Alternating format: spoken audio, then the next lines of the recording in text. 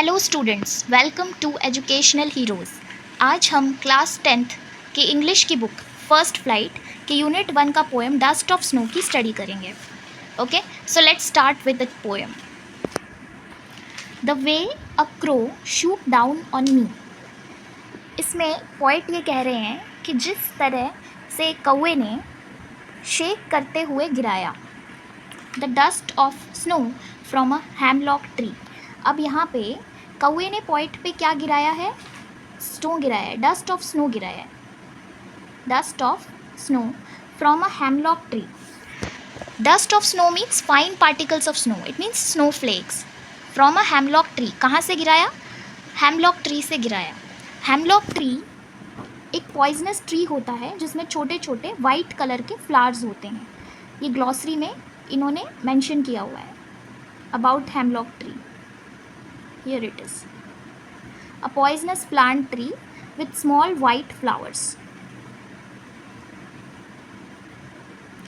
Okay, so first stanza में poet क्या कह रहे हैं कि एक कौवे ने उनके ऊपर शेक करते हुए स्नो फ्लेक्स गिराए हैमलॉक ट्री पर से। यहाँ पे फर्स्ट स्टेंजा में जो एलिमेंट्स दिए हैं उसमें हमारे पास सबसे पहले कौन सा एलिमेंट है? क्रो। क्रो का एलिमेंट है, then dust of snow, then hemlock tree. Crow जो है वो एक नेगेटिविटी को शो करता है, ये एक बैड ओमेन को शो करता है, एंड डस्ट ऑफ स्नो लाइटेडनेस को शो कर रहा है। वहीं पे अगर हम हैमलॉक ट्री की बात करें तो जो हैमलॉक ट्री है वो भी एक नेगेटिविटी को ही शो कर रहा है। It's a sign of death you can say, because it's a poisonous tree. तो अभी तक हमने जो फर्स्ट स्टेंजा में देखा उसमें हमें क्या पता चला कि अभी तक पोइट के साथ जो भी हुआ है वो काफ़ी नेगेटिव हुआ है। तो अभी सेकंड स्टेंजा में वी विल सी कि आगे क्या होता है। Okay, has given my heart a change of mood. Has given my heart a change of mood, ये जो घटना फर्स्ट स्टेंजा में घटी इससे क्या हुआ? पोइट के मूड में एक चेंज आ गया, चेंज ऑफ मूड आ गया, मतलब पोइट के मूड में चेंज आया। अब ये चेंज किस तरीके का है, पॉजिटिव है या नेगेटिव है, वो हम आगे देख रहे हैं। And saved some part of a day I had rued. It means what? Poet ने अपने दिन का कुछ पार्ट खराब कर दिया था ड्यू टू सम रीजन्स। अभी ये जो इंसिडेंट हुआ इससे क्या हुआ है? पोइट का आगे का दिन जो है वो ख़राब होने से बच गया है। तो यहाँ पे ये जो नेगेटिव सिचुएशन थी जो फर्स्ट स्टेंजा में, वो सेकंड स्टेंजा में पॉजिटिव सिचुएशन में कन्वर्ट हो गई है। रीड का मतलब होता है held in regret. It means what? Poet का दिन रिग्रेट में गया। This poem was written by Robert Frost. This poem was written by Robert Frost. Now इन्होंने ये सिचुएशन नहीं बताई है कि किस सिचुएशन की वजह से पोइट का जो माइंड है वो इतना डिस्टर्ब था, बट इन्होंने ये बोला है कि पोइट का माइंड डिस्टर्ब था but due to this incident, जिसको कि हम एक बैड ओमेन के तौर पे मानते हैं। बट यहाँ पे इसने क्या किया है कि पोइट की लाइफ में एक पॉजिटिव चेंज लाया कहीं ना कहीं, एक पॉइंट ऑफ टाइम पे हम कह सकते हैं। तो yes, this is all about the poem. Now अभी हम आगे देखेंगे कि इस पोएम से हमको क्या मैसेज मिलता है।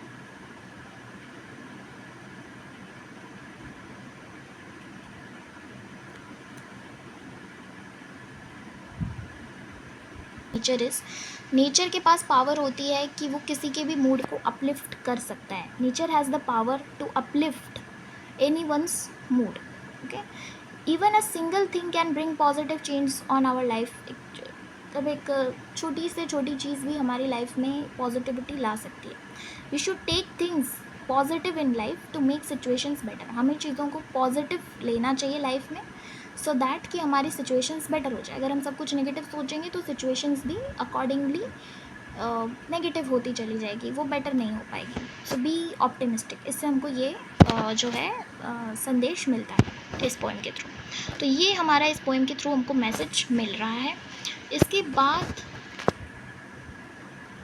जो है इसका अगर हम राइमिंग स्कीम देखें तो फर्स्ट स्टेंजा में जो राइमिंग स्कीम है वो है A B and second stanza में जो राइमिंग स्कीम है वो है C D C D. First stanza A B, second stanza की राइमिंग स्कीम है C D C D. Now how this happens.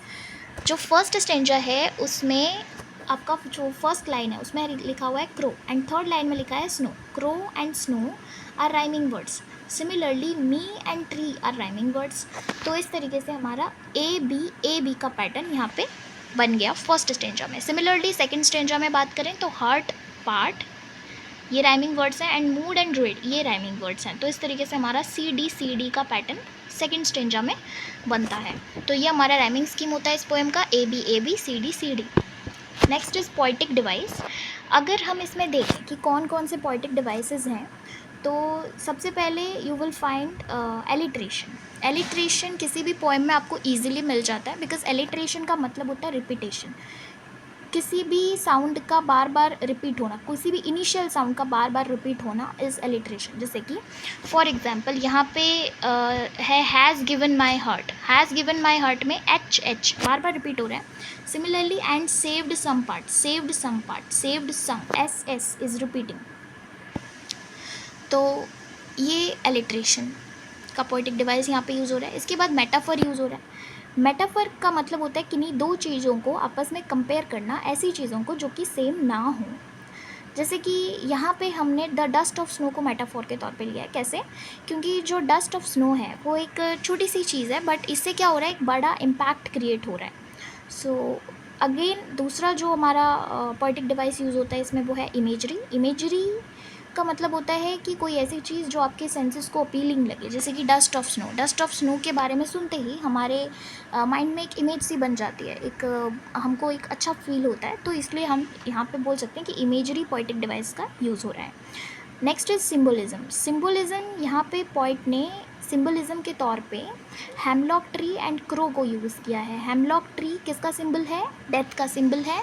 And crow is the symbol of something inauspicious. Okay.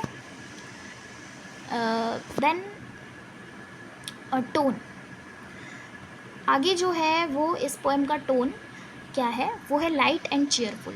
Poet ने इस poem में light and cheerful tone use किया है.